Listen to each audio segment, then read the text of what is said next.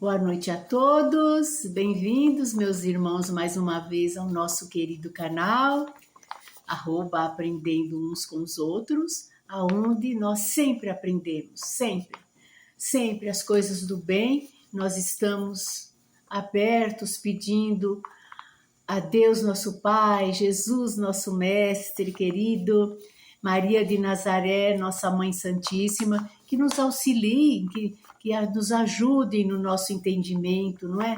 Para que possamos sempre estarmos unidos no bem, como Jesus falou, não é? Como Deus nosso Pai nos quer, unidos uns aos outros. E nós vamos chegar nisso, com certeza. Nosso Pai Criador é infinitamente bom e justo. Então ele nos ama, somos criaturas dele. E ele sabe que nós, devagarinho, nós vamos evoluindo, até chegarmos à perfeição relativa dos filhos de Deus, não é mesmo? Então, o resumo da Gênese eu vou passar hoje. É o resumo por capítulos, né? E a primeira parte, a Gênese segundo o Espiritismo. No capítulo 1, caráter da revelação espírita. Explica que o Espiritismo é uma revelação progressiva e racional, que se apoia nos fatos e na lógica, diferentemente das revelações místicas e dogmáticas. O capítulo 2, Deus, apresenta os atributos divinos, Deus como inteligência suprema, eterno, imutável, onipotente e soberanamente bom e justo. No capítulo 3, o bem e o mal, mostra que o mal é relativo, produto da ignorância e do atraso moral, e que o progresso leva à superação dos males pelo conhecimento e pela virtude. Capítulo 4, o papel da ciência na Gênese. Demonstra que a ciência e o espiritismo não são antagônicos, mas complementares. A ciência explica as leis materiais, o espiritismo, as leis morais e espirituais. No capítulo 5, Sistemas do Mundo, analisa os antigos e modernos sistemas astronômicos, destacando os avanços da ciência e sua consonância com a revelação espírita. No capítulo 6, Uranografia Geral, faz uma exposição sobre a estrutura e funcionamento do universo, baseado na ciência da época e nas comunicações dos espíritos. O capítulo 7, Esboço genealógico da Terra, apresenta a formação do planeta em suas fases geológicas, demonstrando sua antiguidade e a evolução gradual. O capítulo 8, Teorias sobre a Gênese, analisa criticamente as teorias religiosas e científicas sobre a origem do mundo e da vida, conciliando os aspectos simbólicos da Gênese bíblica com a razão. Segunda parte, os milagres. No capítulo 9, os milagres segundo o Espiritismo. Define milagre como fenômeno natural ainda não compreendido.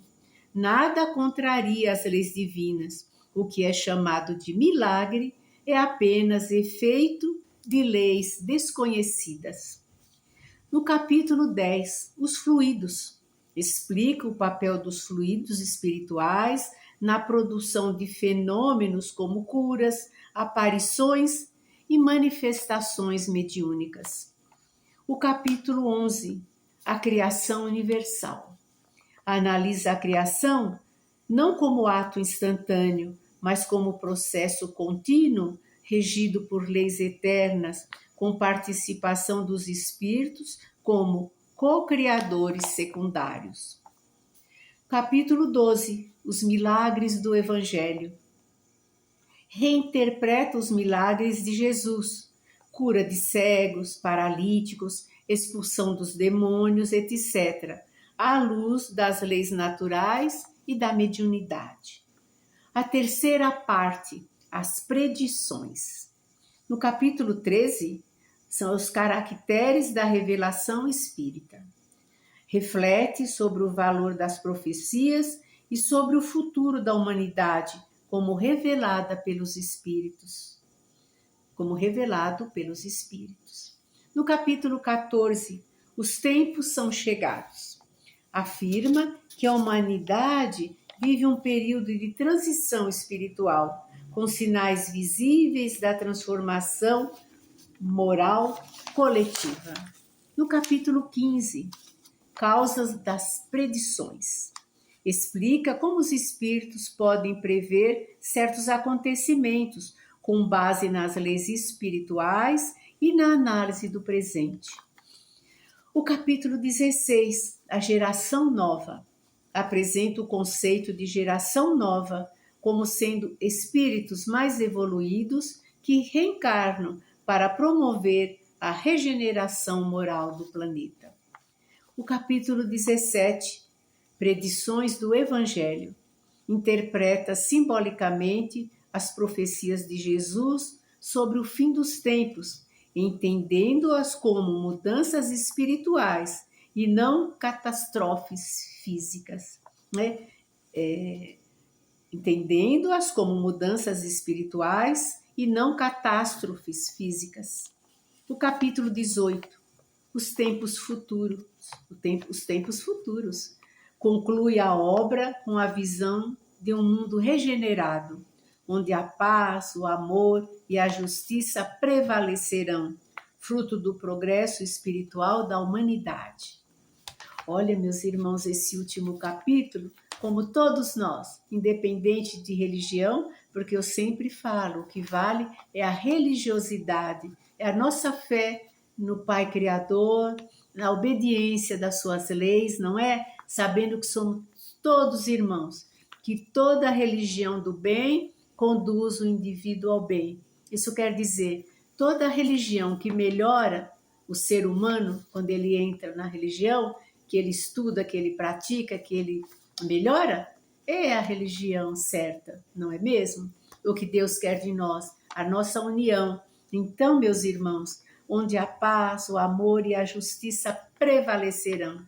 São essas as nossas orações, são os nossos pedidos, para que isso aconteça, não é? Aconteça o mais breve possível, que as pessoas vão devagarinho se iluminando, estudando, não é? Estudando as lições de Jesus, exercitando as lições de Jesus e vivendo na paz. Então, fiquemos na doce paz de Jesus, até o nosso próximo encontro, com uma nova lição ou com a interpretação dos livros, né? Que eu vou, como falei para vocês, vou fazer a interpretação dos 5 livros, mas posso ir intercalando mensagens, né? Outros autores, né? Outras lições, tudo para o nosso crescimento moral, espiritual e para vivermos bem nesse planeta.